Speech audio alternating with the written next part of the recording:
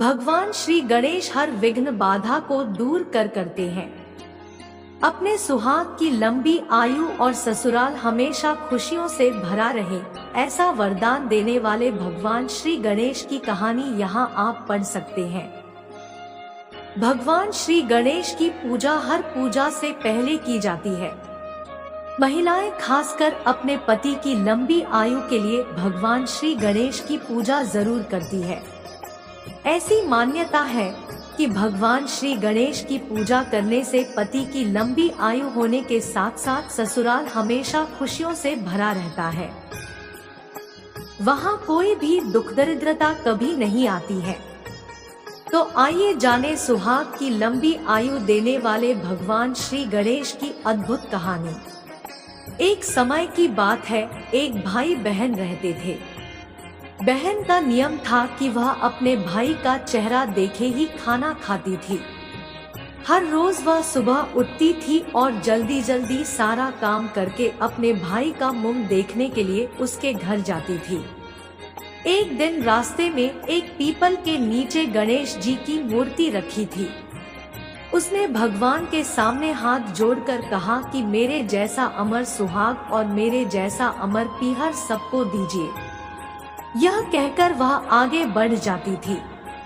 जंगल के झाड़ियों के कांटे उसके पैरों में चुभा करते जाते थे। एक दिन भाई के घर पहुंची और भाई का मुंह देखकर बैठ गई तो भाभी ने पूछा, पैरों में क्या हो गया है?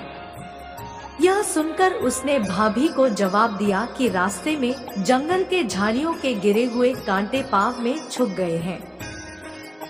जब वह वापस अपने घर आ जाए तब भाभी ने अपने पति से कहा कि रास्ते को साफ करवा दो, आपकी बहन के पाँव में बहुत सारे कांटा चुभ गए हैं। भाई ने तब कुल्हाड़ी लेकर सारी झाड़ियों को काटकर रास्ता साफ कर दिया, जिससे गणेश जी का स्थान भी वहां से हट गया। यह देखकर भगवान गुस्सा हो गए और उसके भाई के प्राण हर लिए।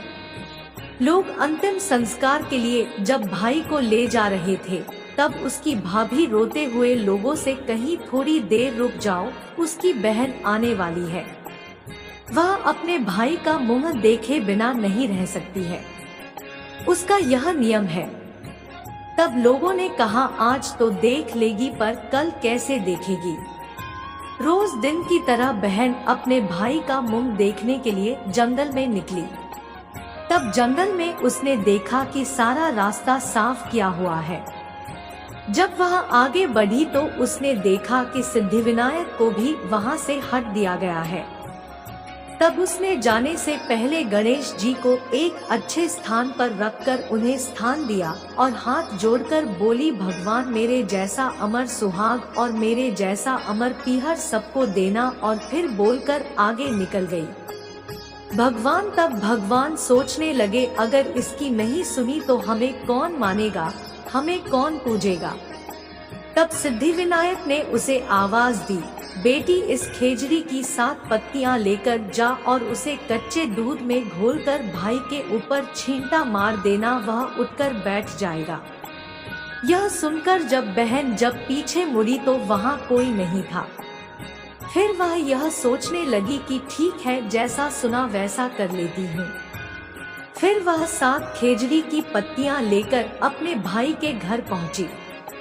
उसने देखा वहां कई लोग बैठे हुए हैं। भाभी बैठी रो रही और भाई की लाश रखी है। तब उसने उस पत्तियों को बताए हुए नियम के तहत भाई के ऊपर इस्तेमाल किया। तब भाई उठकर बैठ गया। भाई बोला, बहन से बोला, मुझे बहुत ही गहरी नींद आ गई थी। तब बहन बोली, यह नींद किसी दुश्मन को भी ना आए, और उसने सारी बात अपने भाई को बता दी।